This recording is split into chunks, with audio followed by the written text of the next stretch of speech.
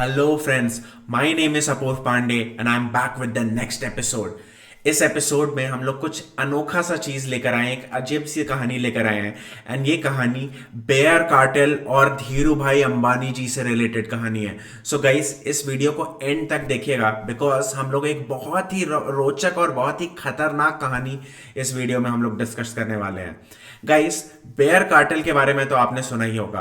अगर आपने नहीं सुना तो स्कैम 1992 सीरीज अगर आपने देखी होगी तो उससे आप रिलेट कर पा रहे हो।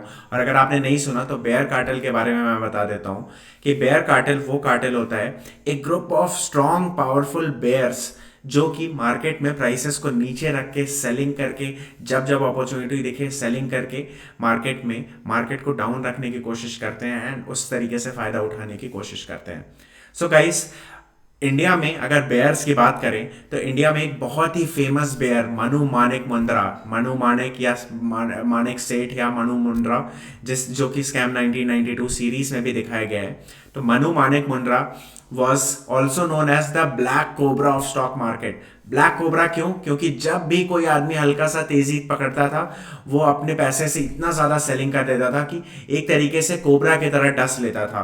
सो एंड प्राइसेस को नीचे ले आ देता था और बहुत ही बड़ा बेयर था एंड सेलिंग करके बहुत ही ज्यादा पैसे कमाता था। मनु मुंद्रा बेसिकली पैसे कमाता कैसे था कि वो इतना ज्यादा अमीर था कि वो लोन दिया करता था लोगों को जो लोग मार्केट में इन्वेस्ट करते थे। अब पहले 14 दिनों का सेटलमेंट साइकिल हुआ करता था, लोग उससे लोन लेते थे, मार्केट में इन्वेस्ट करते थे, सोचते थे फायदा होगा। अब एक सेट ऑफ एजेंट्स लोन दे रहे हैं, दूसरे सेट ऑफ एजेंट्स बाद में फिर धमकी देना शुरू करते थे 4-5 दिनों बाद ही कि पैसे वापस करो, पैसे वापस करो। अब इन पैसों को वापस करने के चक्कर में, जबरदस्ती के चक्कर में, अब होता ये था कि हल्का सा भी अगर प्राइस मनु माणिक ने कहीं और तरीके से सेलिंग किया तो ये सारे लोग डर के मारे सेलिंग कर देते थे और मार्केट नीचे आ जाता था। ऐसी और भी बहुत ट्रिक्स वो यूज किया करता था जिसके तरीके से पैसे के दम पे वो मार्केट को कंट्रोल किया करता था। मनु माणिक का मार्केट में इतना ज्यादा जोर था कि उसके एक इशारे पे बड़ी बड़ी कंपनीज के शेयर प्राइसेस ऊपर नीचे हो जाते थे और अच्छे अच्छे इंडस्ट्रियलिस्ट्स, अच्छे अच्छे कंपनी के सीईओस, कंपनी के फाउंडर्स, ओनर्स, अच्छे अच्छे लोग उससे डरते थे। इवन बड़ी बड़ी कंपनी टाटास, रिलायंस, अंबानीज को भी उससे डर लगा करता था। बट गाइस, ये स्टोरी, ये कहानी काफी दिलचस्प है क्योंकि इस कहानी में इंडिया के सबसे पहले बिग बुल श्री धीरू भाई अंबानी जी के बारे में जिक्र किया गया और ये बात हम लोग डिस्कस करेंगे और ये जानेंगे इस कहानी में कि कैसे धीरू भाई अंबानी ने बेयर कार्टेल को मुंह की दी थी एंड बेयर कार्टेल को एक अच्छा तगड़ा लॉस कराया था और इस पूरे प्रोसेस में ही made a fortune guys. So Dhirubhai Ambani जी की ये स्टोरी सुनने से पहले हमें सबसे पहले चीज एक दो कॉन्सेप्ट्स को समझना होगा। फर्स्ट कॉन्सेप्ट ये होता है जो हम लोग डिस्कस करेंगे, वो होता है कि शॉर्टिंग का कॉन्सेप्ट। सो गाइस, जिसको पता है शॉर्टिंग के बारे में वो समझ रहा होगा, बट जिसको नहीं पता है उसको मैं बता देता हूं कि शॉर्टिंग या शॉर्ट सेलिंग मतलब ये होता है कि आपके पास कोई शेयर है नहीं बट फिर भी आप बेच दे रहे हैं। इसी के लिए एक नाम ही रखा गया है shorting, because you are short of those shares. एक बार आप इस प्राइस पे बेच दे रहे हैं, फिर जब प्राइस नीचे आएगा तो वापस खरीद के जहां से भी लिए थे या उधार लेके बेचा था आपने उसको रिटर्न कर दे रहे हैं और ये सारा प्रोसेस ऑटोमेटिकली एक्सचेंज कर दे रहा है आपके लिए। सो बेसिकली आपको कुछ करना नहीं है, आपको सीधे सेल कर देना है, जब प्राइस नीचे आए तो बाई कर लेना है और बीच का जो डिफरेंस रहा वो आपका प्रॉफिट हो गया। ये होता है शॉर्ट सेलिंग। फर्स्ट कॉन्सेप्ट ये था। सेकंड कॉन्सेप्ट है ये कि गाइस, जैसे अभी सेटलमेंट साइकिल T+2 डेज है, मतलब कि आज आपने बाई किया तो 2 दिन का टाइम फ्रेम होता है, ट्रेड डेज प्लस 2 डेज बाद तक सेटलमेंट साइकिल की पैसे कटना और शेयर्स आने में इतने दिन लगते हैं। सो गाइस, पहले क्या होता था, ये 2 दिन के बदले 14 दिन हुआ करता था और 14 दिनों तक होता यह था कि अगर आपने कोई भी पोजीशन बाई या सेल की है, आपको 14 दिनों तक आपको कोई पैसे नहीं देने होते थे। So it is as if कि आज जो इंट्राडे में होता है वो 14 दिनों तक एक्सटेंड होता था। और सेकंड चीज, जैसे आज मार्जिन आपको क्लियर मेंटेन करनी होती है ट्रेड के पहले के जमाने में ये होता था, उस समय के समय में, कि आपको मार्जिन हमेशा मेंटेन करने की जरूरत पड़ती नहीं थी। और ऐसा होता था कि अगर आप मार्जिन्स नहीं भी मेंटेन कर रहे हैं, आपकी जान पहचान है, आप बस दोस्त हैं अच्छे बड़े ब्रोकर से, आप बड़े इंसान हैं, तो वो बिना मार्जिन्स के भी करोड़ों के सौदे ऐसे ही हो जाते थे सिर्फ जान पहचान के बेसिस पे। सो गाइस, होता इस तरीके का मार्केट हुआ करता था उस समय। और सेटलमेंट मतलब आपने कुछ भी बाई किया है तो 14 दिनों तक पे करने की कोई जरूरत नहीं होती थी। ये दो कॉन्सेप्ट्स है। अब हुआ ये कि एक बार की बात है कि मनु मार्निक और ये जो बेयर कार्टेल है, इस कार्टेल ने रिलायंस के शेयर के प्राइस, जब वो 1980s की बात है, उस समय 131 के आसपास चला था रिलायंस का शेयर का प्राइस। आईपीओ जस्ट कुछ ही साल पहले, कुछ ही समय पहले आया था आईपीओ। एंड उसके बाद बेयर कार्टेल ने सेलिंग करना शुरू किया। टोटल उन्होंने 10 लाख शेयर्स के आसपास 10 लाख शेयर सेल कर दिए एंड शेयर का प्राइस 131 से 121 तक ला दिया। अब 10 लाख शेयर्स पे 10 रुपए पर शेयर का प्रॉफिट, यानी कि 1 करोड़ का प्रॉफिट उस जमाने में 1980s में ऑलरेडी वो बुक कर रहे थे, कमा रहे थे। उस टाइम पे धीरू भाई अंबानी जी को जब पता चला, भनक लगी कि यार ये तो बेयर कार्टेल पीछे पड़ा हुआ है मेरे शेयर्स के हाथ धो के, अभी अभी मेरा कंपनी का आईपीओ आया था, अगर शेयर का प्राइस ये लोग कहीं ऐसा ना हो कि बहुत ज़्यादा नीचे ले आते हैं, और नीचे लाने से मेरा तो कोई प्रॉब्लम नहीं है, मैं तो नहीं बेचूंगा, बट बहुत ढेर सारे शेयर होल्डर्स, नॉर्मल इन्वेस्टर्स, आम आदमी जिनको पता नहीं है, वो डर के मारे सेल कर सकते हैं, और इसकी वजह से आम आदमी का कंपनी से भरोसा उठ सकता है। सो गाइस, धीरू भाई अंबानी जो कि रिलायंस इंडस्ट्रीज उसके फाउंडर थे, उसके चेयरमैन थे, जो आज की इंडिया की सबसे बड़ी कंपनी है, उस समय जब इंडिया उसका आईपीओ आया था, तो उस समय उनको इस बात की चिंता थी कि इन्वेस्टर्स का कहीं भरोसा ना डगमगा जाए।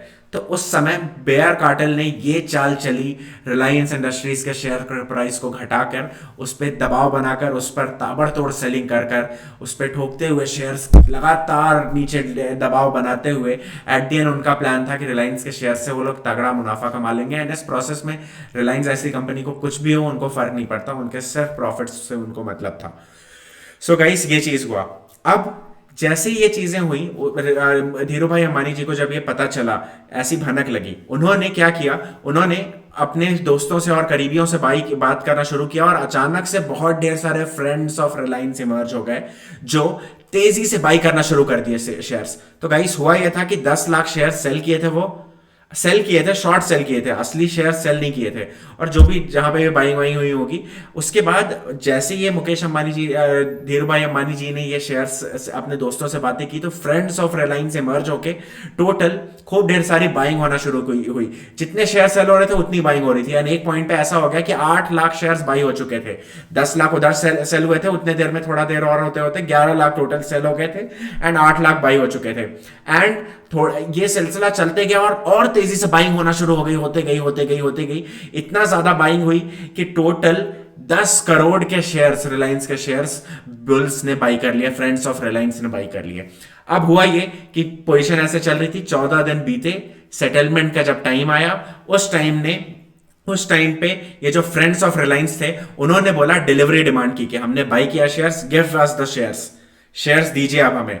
अब प्रॉब्लम ये थी कि इतना ज्यादा बाइंग कर लिया था उन्होंने, और बुल्स बेयर्स ने इतना ज्यादा सेलिंग कर दी थी कि उस पॉइंट पे शेयर्स थे ही नहीं कि डिलीवर किए जा सके। क्यों? क्योंकि धीरू भाई अंबानी को पता था कि उनके पास और ये फ्रेंड्स मिला के मेजॉरिटी ऑफ स्टेक, 60-70% से ज्यादा स्टेक है, तो अगर बुल्स के बेयर्स अगर मान लेते हैं, लेके भी आते हैं, तो भी कितना ही भरपाई कर पाएंगे, they will be short of shares. तो उसकी वजह से उनको पेनल्टी देना पड़ेगा। पहले के जमाने में उसको अंधा बदला कहते थे कि ये पेनल्टी लगेगी, बिकॉज आपने अंधा ट्रेड किया बिना कैलकुलेशन किए, इसलिए बदला ले रहा है सामने वाला आदमी, इसलिए अंधा बदला कहते थे। तो गाइस, हुआ ये कि इसकी वजह से इतनी ज्यादा ये प्रॉब्लम्स क्रिएट हुई कि इसकी वजह से फाइनली इतना रूकस क्रिएट हुआ, इतना ज्यादा प्रॉब्लम क्रिएट हुई कि 3 दिनों के लिए बॉम्बे स्टॉक एक्सचेंज को बंद रखना पड़ा था, और ये सारा मसला सुलझाना पड़ रहा था कि कौन कैसे होगा, क्या सेटलमेंट होगा। 3 दिनों के बाद जब मार्केट खुला, तो रिलायंस का शेयर का प्राइस था 201 रुपए, और रूमर्स ये है, कही जाता है कि उस टाइम पे धीरू भाई अंबानी जी ने शेयर्स अपने बहुत हैवी क्वांटिटी में शेयर्स 201 के आसपास के प्राइसेस पे बेच दिए थे। उसके बाद जब अंधा बदला में प्राइसेस डिमांड हुई जब वापस से खरीदने की, तो अंधा बदला में बेसिकली उन्हें 25 रुपए पर शेयर का प्रीमियम, उन्हें फाइनली ये चीज पे डिसीजन हुआ था। तो गाइस, हुआ ये कि मुकेश अंबानी जी ने लगभग 131 जो शेयर का प्राइस था, उस पर प्लस 25 रुपए, यानी कि 155 के आसपास के प्राइस पे वापस से उन शेयर्स को खरीद लिया। और इस प्रोसेस में ये जो 155 से 201 रुपीज का जो गैप है, इस प्रोसेस में आप सोचिए कि इतना ह्यूज सौदा हुआ था। तो इस प्रोसेस में ही made a Fortune of money, बहुत ही ज्यादा पैसे कमाए थे। एंड एक अच्छा मूव दी थी बेयर कार्टेल को। बेयर कार्टेल को एक बहुत ही तगड़ा सबक सिखाया था। उसके बाद बेयर कार्टेल, जिसमें बहुत बड़े बड़े आज के नामी लोग शामिल है, जैसे श्री राकेश झुनझुनवाला, राधा कृष्ण दमानी जी। इनफैक्ट अगर आप देखें तो रामदेव देव अग्रवाल जी भी एक समय पे मनु मानिक के साथ ही काम किए थे, वो भी बेयर कार्टेल का हिस्सा थे। बड़े बड़े लोग जो आज के इन्वेस्टर्स हैं सब कोई उस समय बेयर कार्टेल का हिस्सा थे। और दूसरी साइड ये इंसिडेंट एक बार धीरू भाई अंबानी जी के साथ हुआ था। देन 1980s में आफ्टर सम टाइम 3-4 सालों के बाद किस्मत बदली। एंड आपको भी पता है कि 1982-83 के आसपास 84 के दशक में क्या शुरुआत हुई थी। हर्षद मेहता ने मार्केट में एंट्री मारी थी guys. Harshad Mehta the second big bull of Indian market. First Dhiru भाई अंबानी जी ने बुल बन के पूरी तरीके से बेयर्स को ध्वस्त किया था। सेकंड बिग बुल की स्टोरी हम लोग जानेंगे नेक्स्ट एपिसोड में गाइस। आपको अगर वीडियो अच्छा लगा तो कमेंट करके बताइए, कैसा लगा वीडियो आप कमेंट करके बताइए। एंड गाइस चैनल को सब्सक्राइब कर लीजिए एंड वीडियो को शेयर करिए गाइस। लाइक का टारगेट रखेंगे, जैसे ही इस वीडियो पे 150 लाइक्स अगर आ जाएंगे एंड वैसे ही हम लोग next episode of on Harshad Mehta लेके आएंगे। और जैसे ही इस वीडियो पे 100 लाइक्स आ जाएंगे गाइस, वैसे ही हम लोग अपनी तीसरा एपिसोड लेके आएंगे गाइस। तो ये लाइक्स का टारगेट रख रहे हैं, कीप ऑन लाइकिंग, लोगों से शेयर करवाइए, लाइक का टारगेट रखते हैं। 50 लाइक होते ही इस सीरीज का सेकंड एपिसोड आएगा, जिसमें हम लोग बिग बुल की ऐसी स्टोरीज कवर करेंगे जिस स्टोरीज को आपने स्कैम सीरीज या किसी भी और जगह पे नहीं देखा होगा, ना सुना होगा। एक असली मेरे जो मेंटोर हैं वो 1981 से हर्षद मेहता के जमाने से पहले से मार्केट में हैं। उनकी मुंह जुबानी चीजें, उन्होंने भी उस समय पे लाइव मार्केट में वो थे, उनकी जुबानी चीजें जो मैंने सीखी है वो चीजें आपको मैं बताऊंगा गाइस। तो लाइक्स का टारगेट रखते हैं, 50 लाइक्स इस वीडियो पे, और अगर 100 लाइक्स आ गए तो मैं 2 और वीडियोस लाऊंगा। So thank you so much guys. Channel subscribe करिए, शेयर करिए, कमेंट करिए and until next video, happy trading, cheers and bye bye.